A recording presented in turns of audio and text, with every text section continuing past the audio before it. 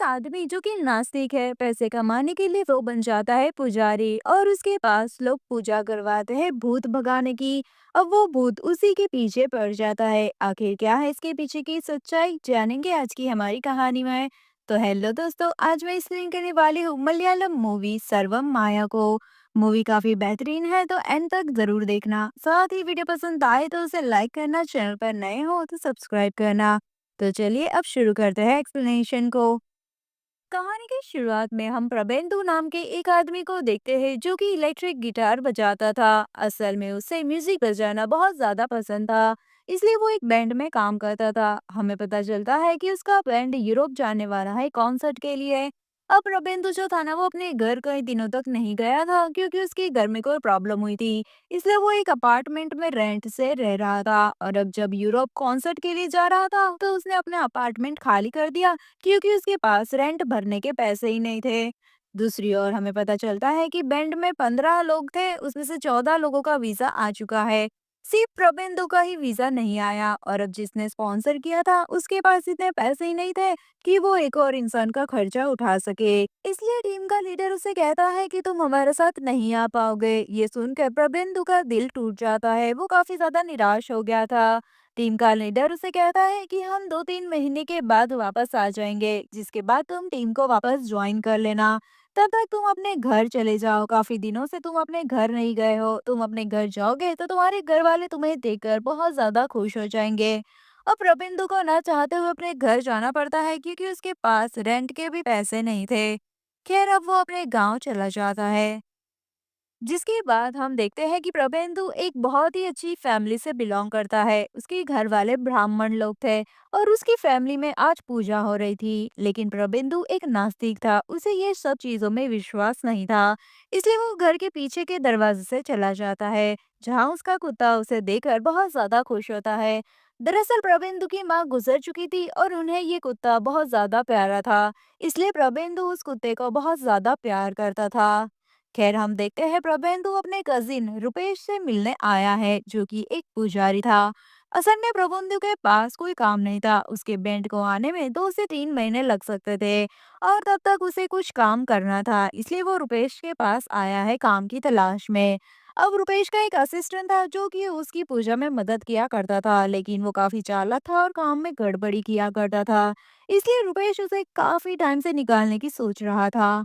अब यहाँ पर रुपेश कहता है कि तू मेरा रिलेटिव भी है और बहुत अच्छा दोस्त भी है।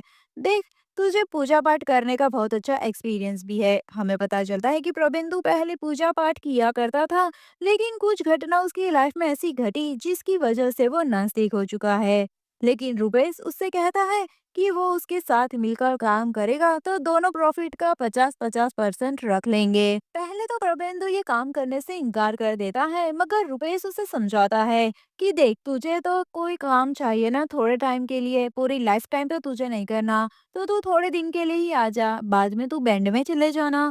इसलिए प्रबेंदु मान जाता है क्योंकि वो अभी नास्तिक हुआ है, मगर पहले तो उसे पूजा पाठ करने का बहुत अच्छा एक्सपीरियंस था।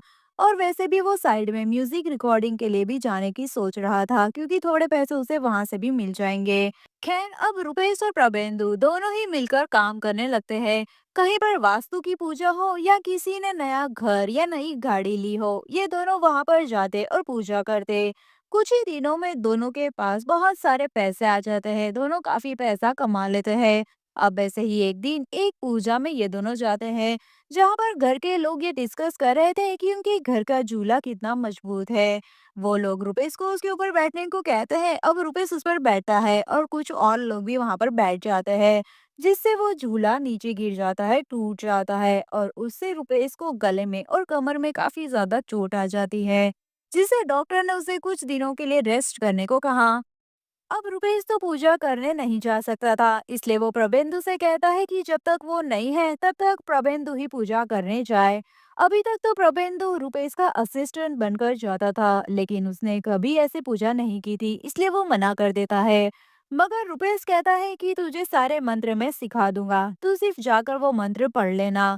इसलिए प्रबेंदु वो काम करने के लिए मान जाता है और कहता है कि वो प्रॉफिट का 60% खुद रखेगा और 40% रुपेश को देगा। तो इसलिए अब रुपेश भी ये बात के लिए मान जाता है।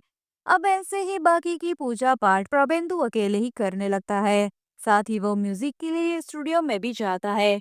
ऐसे ही एक दिन उसे पता चलता है कि एक म्यूजिक डायरेक्टर को प्रबंधु का म्यूजिक बहुत ज्यादा पसंद आ गया था और वो उसे रिकॉर्डिंग करने के लिए जल्द ही मुंबई में बुलाने वाला है। ये सुनकर प्रबंधु बहुत ज्यादा खुश हो जाता है और ऐसे ही उसकी खुशहाल लाइफ आराम से बीत रही थी। अब हम देखते हैं कि रुपेश को एक दिन पूजा करवाने के लिए कॉल आता है। ये कॉल एक वकील के घर से था जिसमें वकील का बेटा था ना, उसे किसी आत्मा ने वश में किया था और इसीलिए वो लोग पूजा करवाना चाहते थे। अब रुपेश उसे हाँ कह देता है और प्रबंधु को कहता है कि उसे पूजा करने के लिए वहां पर जाना होगा। ये सुनकर प्रबंधु डर जाता है और कहता है कि वो ऐसा काम नहीं करता। उसे सिंपल पूजा पाठ ही आता है और भूत भगाने के कोई भी तंत्र मंत्र वो नहीं जानता। रूपेश उसे कहता है कि वो उसे सारे मंत्र सिखा देगा, लेकिन फिर भी प्रबंधु मना कर देता है। रूपेश उसे कहता है कि वो लोग इस पूजा के लिए 60,000 रुपए देने के लिए तैयार है। ये सुनकर प्रबंधु कहता है कि ठीक है, वो पूजा करवाने चला जाएगा। अब यहाँ पर प्रबंधु उस पूजा के लिए वकील के घर पर आता है, जहाँ वकील की बीवी कहती है कि कुछ दिनों से हमारा बेटा अविनाश बहुत अजीब और गरीब हरकतें कर रहा है, वो नॉर्मल बिल्कुल भी नहीं है। प्रबंधु कहता है कि क्या आपने डॉक्टर को दिखाया? जहाँ वकील कहता है कि हाँ, हमने डॉक्टर को दिखाया, सब कुछ नॉर्मल है, लेकिन मेरी बीवी को लगता है कि भूत वगैरह का कोई साया है, इसलिए वो ये पूजा करवाना चाहती है। खैर, अब पूजा में अविनाश को बुलाया जाता है। अविनाश आकर बैठता है और वो कहता है कि उसे हमेशा एक लड़की दिखाई देती है, जो कि सिर्फ उसे ही दिखाई देती है और उसे उससे बहुत ज्यादा डर लगता है। इवन वो लड़की अभी भी यहाँ पर मौजूद है और वो उससे काफी ज्यादा घबरा रहा था।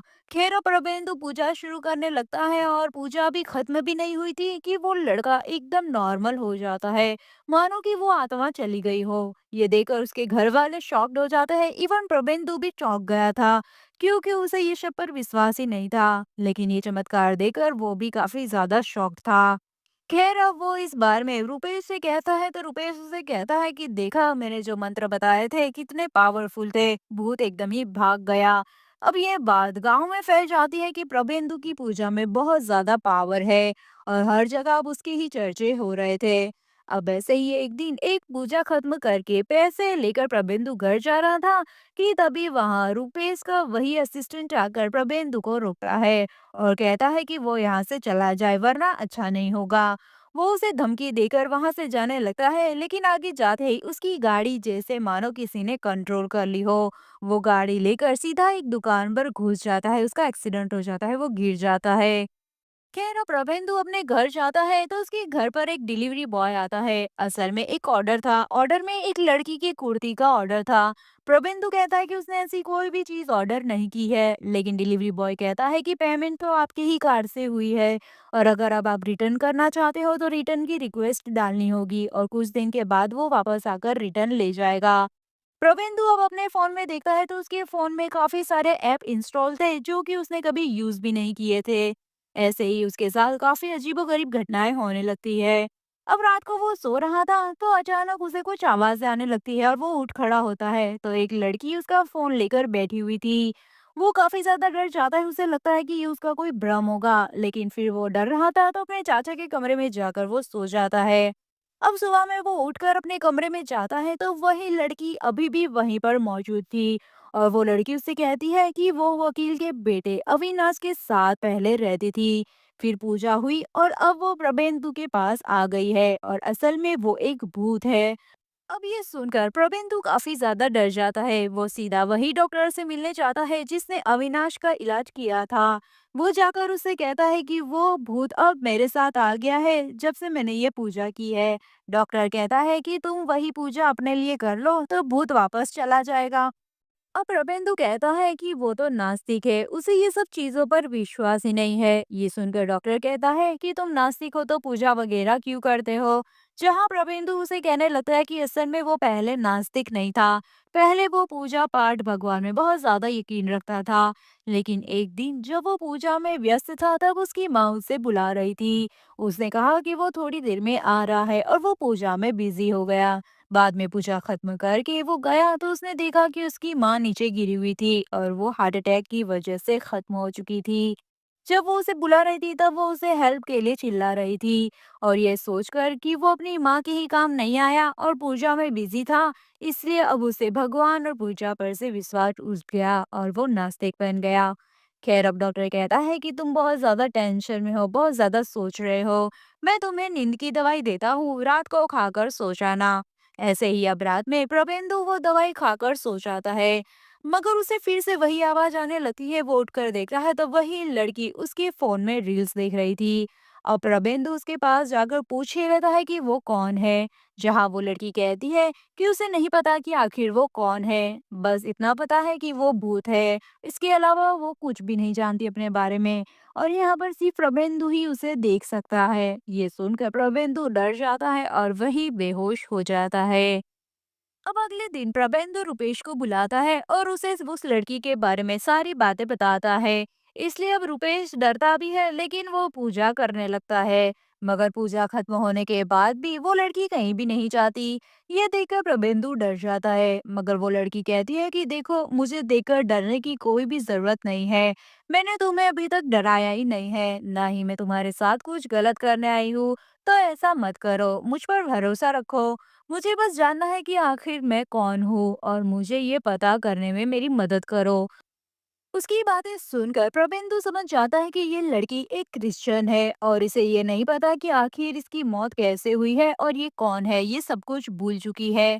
अब ये लोग बातें कर ही रहे थे कि प्रबेंदु को स्टूडियो से कॉल आता है। वो कहता है कि जिस म्यूजिक डायरेक्टर ने तुम्हें सॉन्ग के लिए सिलेक्ट किया है, वो तुमसे बात करना चाहते हैं वीडियो कॉल पर, इसलिए तुम जल्दी से स्टूडियो में आ जाओ। अब प्रबेंदु स्टूडियो पहुंच जाता है, जहां वो म्यूजिक डायरेक्टर उसे वीडियो कॉल पर कहता है कि तुमने जो नया गाना, जो नई धुन बजाई है, उसे तुम सुनाओ। अब प्रबेंदु काफी ज्यादा डरा हुआ था, क्योंकि वो लड़की उसके दिमाग से अभी तक गई ही नहीं थी, इसलिए उसका ध्यान म्यूजिक में लग ही नहीं रहा था। वो काफी धुन बजाने की कोशिश करता है, मगर वो धुन बज ही नहीं रही थी। तभी अचानक वो लड़की का भूत उसके सामने आ जाता है और वो उसे शांत रहने को बोलती है। वो उसे शांत करती है और कहती है कि अब तुम धुन बजाने की कोशिश करो। जिसके बाद प्रवेंदु धुन बजाने लगता है, और वो धुन सुनकर म्यूजिक डायरेक्टर बहुत ज्यादा खुश हो जाता है और कहता है कि वो इस धुन को रिकॉर्ड करने जल्द से जल्द मुंबई आ जाए। ये सुनकर प्रबेंदु बहुत ज्यादा खुश हो जाता है, और अब उसे उस लड़की से डर नहीं लग रहा था। अब ये दोनों बातें करने लगते हैं, जहाँ लड़की कहती है कि उसे खुद का नाम तक नहीं पता, वो सब कुछ भूल चुकी है। प्रबेंदु से वादा करता है कि मैं तुम्हारी पूरी मदद करूंगा ये जानने में कि आखिर तुम कौन हो। साथ ही वो कहता है कि तुम डिलीजन वाली लड़की हो, इसलिए मैं तुम्हें डेलुलु नाम से बुलाऊंगा। अब वो लड़की उसे बताती है कि जब रुपेश का असिस्टेंट तुम्हें धमकी दे रहा था, तब मैं वहीं पर थी, और मैंने ही उसकी गाड़ी को आउट ऑफ कंट्रोल किया, क्योंकि उससे तुम्हारे साथ बदतमीजी की थी, इसलिए मैंने उसे गिराया। ये सुनकर प्रवेंदु हंसने लगता है, और वो उससे पूछता है कि तुम्हें तो कुछ याद होगा मरने से पहले। तब वो लड़की कहती है कि हाँ, मरने से पहले मुझे हाँ शब्द याद है, मैंने हाँ शब्द को सुना था।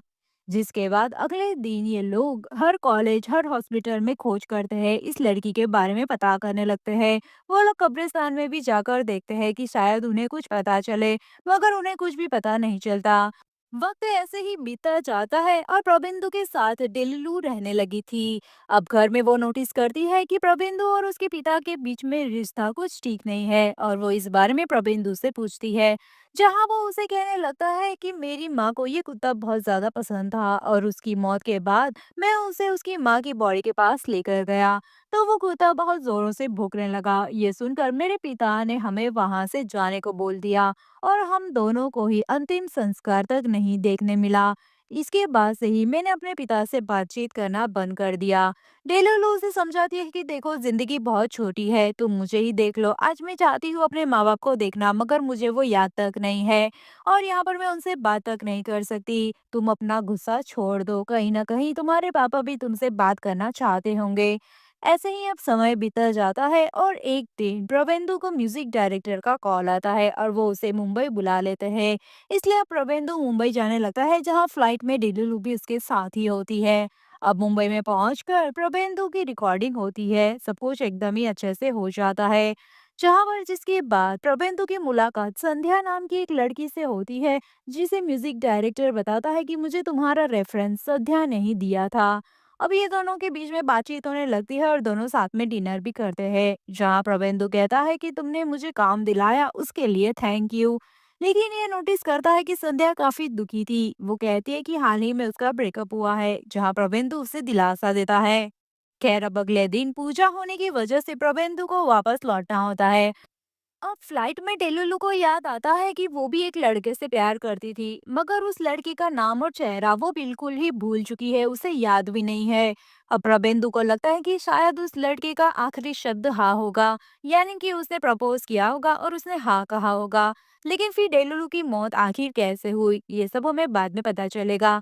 तभी वो देखता है कि आगे की सीट में संध्या भी थी, जो कि उसी के गांव जा रही थी। वह उसे देखकर प्रबंधु उसके पास चला जाता है और वो दोनों बातें करने लगते हैं और दोनों काफी ज्यादा अच्छे से एक दूसरे से बात कर रहे थे। उनकी बॉन्डिंग बहुत अच्छी हो गई थी। खैर, घर आने के बाद प्रबंधु देखता है कि संध्या का कॉल उसे आ रहा था। दरअसल संध्या के भाई की शादी थी और उसी के लिए वो उसे इनवाइट कर रही थी। अब कहीं ना कहीं प्रबंधु संध्या को पसंद करने लगा था, इसलिए वो शादी में जाने के लिए हाँ कह देता है। अब तभी उसे उसके पापा के कमरे से कुछ आवाज आने लगती है। वो जाकर देखता है तो उसके पापा उसी कुत्ते को दवाई लगा रहे थे। दरअसल उस कुत्ते को चोट आई थी और अब प्रबंधु देख रहा था और ये देखकर समझ जाता है कि कहीं ना कहीं उसके पापा उससे बहुत ज्यादा प्यार करते हैं। ये देखकर वो अपने पापा से बात करता है और दोनों के बीच में बातचीत हो जाती है और दोनों की बातचीत के बाद सब कुछ शॉर्ट हो जाता है।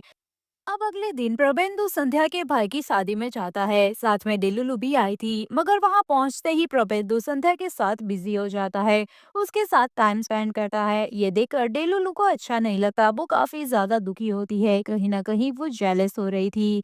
खैर, अब शादी खत्म हो जाती है और दोनों घर जा रहे थे, जहाँ रास्ते में डेलुलु उससे कहती है कि प्रबंधु, मुझे लगता है कि मैं तुमसे प्यार करने लगी हूँ। ये सुनकर प्रबंधु को समझ नहीं आता कि वो क्या कहे। वो कहता है कि मुझे तो संध्या पसंद है और तुम जो कह रही हो ना, वो असल में पॉसिबल हो ही नहीं सकता, क्योंकि तुम एक आत्मा हो और मैं एक इंसान हूँ। और हमारे बीच में प्यार आखिर कैसे हो सकता है भला। डेलुलु कहने लगती है कि मुझे अच्छा नहीं लगता जब तुम संध्या के साथ होते हो। मुझे यहाँ पर जो कुछ फील हुआ मैंने तुम्हारे साथ शेयर कर दिया। तभी यहाँ पर प्रबंधु देखता है कि संध्या का कॉल आ रहा था। डेलुलु कहती है कि उठा लो, मुझे कोई भी दिक्कत नहीं है। प्रबंधु कहता है कि मुझे थोड़ी सी प्राइवेसी चाहिए। वो गाड़ी को रोककर गाड़ी से बाहर निकलता है। वो आगे पीछे देखे बगैर ही दरवाजा खोल देता है। तभी गाड़ी अचानक से वहां से क्रॉस करती है। प्रबंधु को कुछ नहीं होता, मगर गाड़ी वाला उसे सुनाता है कि देख कर उतरो, मरना चाहते हो क्या। अब प्रबंधु जैसे ही पलट कर देखता है तो डलेलू उसे गले लगा लेती है। यहाँ पर प्रबंधु को भी फील होता है कि कहीं ना कहीं वो डेलुलु को पसंद करता है। अब गले लगाते ही डेलुलु को सारी चीजें याद आ जाती है। उसे याद आता है कि उसके माता पिता और एक छोटा भाई भी था। उनका एक हंसता खेलता परिवार था। एक दिन उसने अपनी फैमिली को कहा कि वो एक लड़के को पसंद करती है और उसी से शादी करना चाहती है, मगर वो लड़का हिंदू है। उसकी माँ उससे कहती है कि नहीं, तुम वहां पर शादी नहीं कर सकती, तुम्हें पता भी है कि वो लड़का तुमसे शादी करेगा या नहीं। जहाँ डेलुलु कहती है कि हाँ, मुझे पता है कि मुझसे ही वो शादी करेगा, क्योंकि वो मुझसे बहुत प्यार करता है। अब डेलुलु के पिता मान जाते हैं और कहते हैं कि ठीक है, हम कल ही उस लड़के से मिलने चलेंगे। अब अगले दिन ये लोग उस लड़के से मिलने के लिए पहुंच जाते हैं, जहाँ डेलुलु को उस लड़के का मैसेज आता है, जो कि उससे कहता है कि वो उससे शादी नहीं कर सकता। ये देखकर डेलुलु को समझ नहीं आता कि वो आखिर अब क्या करे। वो बहुत ज्यादा दुखी हो जाती है। वो उसके पापा से कहती है कि क्या वो मुझसे प्यार नहीं करता, या उसके पापा कहते हैं कि कोई बात नहीं, घर चलते हैं, तुम्हें उससे अच्छा लड़का मिल जाएगा। मगर डेलुलु कहती है कि नहीं, वो शायद थोड़ा सा कंफ्यूज हो गया है, मैं उससे बात करती हूँ, सब कुछ ठीक हो जाएगा। ऐसा कहते ही वो कार से बाहर निकलती है। तभी तेजी से एक गाड़ी वहां से गुजरती है और डेलुलु का एक्सीडेंट हो जाता है। उसे हॉस्पिटल में ले जाया जाता है, जहाँ वो आईसीयू में थी। डॉक्टर ने कह दिया था कि वो अब नहीं बच सकती। यहाँ पर उसे देखने के लिए उसका भाई आया था और उसके साथ उसके भाई का दोस्त अविनाश भी आया था। यहाँ पर हम देखते हैं कि उसका भाई डेलुलु से मिलने चाहता है। यहाँ पर उसके पापा उसे कहते हैं कि तुम अपनी बहन से प्यार करते हो तो उससे अच्छे से गुड बाय कहो। जहाँ पर वो कहता है कि हाँ, मैं अपनी बहन से प्यार करता हूँ। ये कहते ही डेलुलु की जान चली जाती है। यहाँ पर आखिरी शब्द उसने सुने थे कि हाँ, वो उसकी बहन से प्यार करता है। अब यहाँ पर प्रेजेंट सीन में हम देखते हैं डेलुलु कहती है कि मुझे सब कुछ याद आ गया है। मेरे पापा का नाम दिलीप मैथ्यूज था। मेरी माँ का नाम एन्नी मैथ्यूज था और मेरे भाई का नाम राजू था। मुझे अपनी फैमिली के बारे में सब कुछ याद आ गया है। अब ये सब सुनने के बाद प्रबंधु कहता है कि तुम्हें तुम्हारा नाम याद आया कि नहीं, तुम्हारा नाम क्या है? जहाँ डेलुलु कहती है कि तुमने मेरा नाम सही रखा था, डेलुलु यानी कि डिल्यूजन, उसका मतलब होता है माया, और मेरा नाम माया है। इतना कहते ही वो गायब हो जाती है, क्योंकि असल में उसकी आत्मा इस दुनिया में इसीलिए थी क्योंकि वो अपने आप को जानना चाहती थी। और अब उसे पता चल गया है अपने बारे में, इसलिए उसकी आत्मा को मुक्ति मिल जाती है। प्रबिंदु को बहुत ज्यादा दुख होता है क्योंकि उसने अपनी लाइफ का बेस्ट इंसान खो दिया था हमेशा के लिए। अब अगले दिन प्रभेंदु डेलुलु का घर ढूंढकर उसके घर पर पहुंच जाता है, जहां उसकी माँ से वो मिलता है। उसकी माँ से कहता है कि मैं माया का दोस्त हूँ, यहाँ से जा रहा था तो सोचा आपसे मिलता जाओ।